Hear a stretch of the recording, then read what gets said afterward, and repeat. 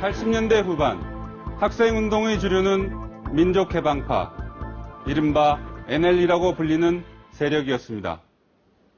이들은 한국을 미국의 식민지로 보고 반미 투쟁을 중시했습니다. 무엇보다 가장 큰 특징은 북한의 주체 사상을 지도 이념으로 삼았다는 겁니다. 이 세력의 핵심 인물 중 최근 사회적 관심을 끈 두 명이 있습니다. 북한 민주화 운동을 벌이던 중 중국에서 체포된 김영환 씨와 종북 논란에 휩싸인 통합진보당 비례대표 2번 이석기 씨입니다. 비례대표 경선 부정선거로 갈등을 빚던 통진당 사태는 결국 당권파와 비당권파의 폭력 사태로 치닫습니다.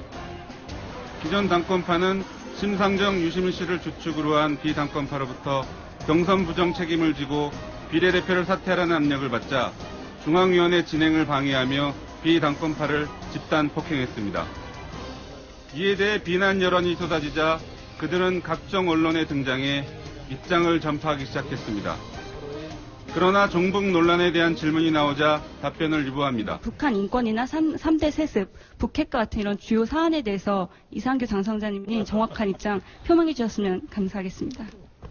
이 세 가지에 대한 질문 자체가 그러니까 사상 검증과 그다음에 남과 북이 대치하고 있는 상황에서 이를 이분법적으로 이렇게 재단하는 것이기 때문에 질문 자체가 옳지 않다고 보는 것입니다. 당권파의 정체성에 대한 의문이 더욱 증폭되고 있는 상황. 당권파의 실세는 이석기 씨로 알려져 있습니다. 통진당 사태가 폭력으로 치닫는 동안 중국 공안이 한국인 4명을 국가안전위해 혐의로 체포했다는 소식이 전해졌습니다. 이 중 눈에 띄는 인물이 있습니다.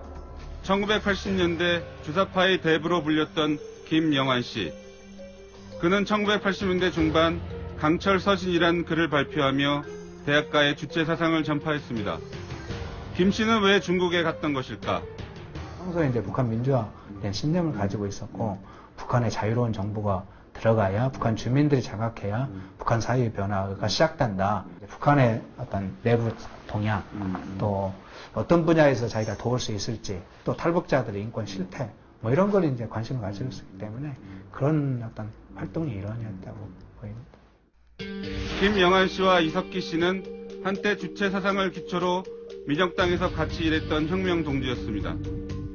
총책이었던 김 씨가 서열 1위였고 경기 남부위원장을 맡은 이 씨는 서열 5위였습니다.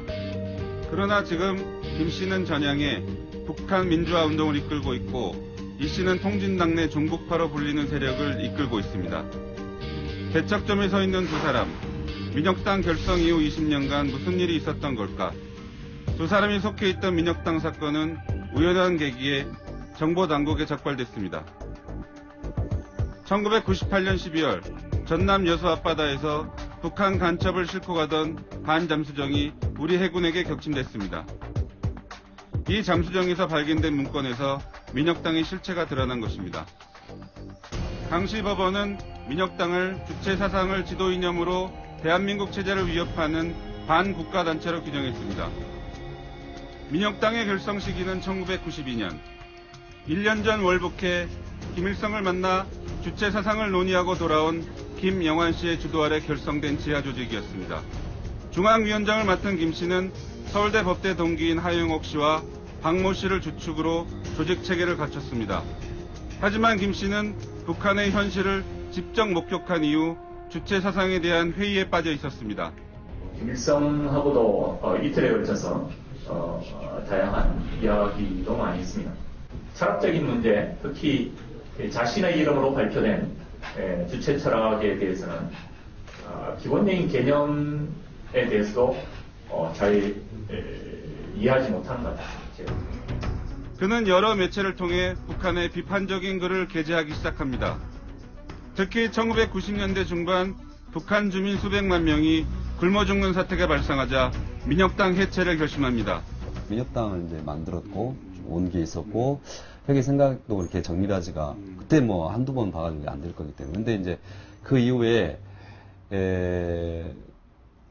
고민을 하면서 이제 특히 이제 북한의 대량 아사 사태 결정되겠죠. 예. 김일성 시신 안치하는데 9억 달러 들었어요.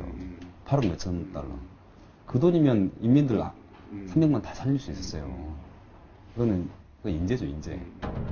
결국 1997년 민혁당을 해체했고 1999년 사건이 드러나면서 체포됐으나 전향 사실을 감안해 풀려났습니다. 이후 김 씨는 북한 민주화 네트워크 창립 멤버로 참여했고 시대정신 편집위원으로 활동하며 북한 체제를 비판했습니다.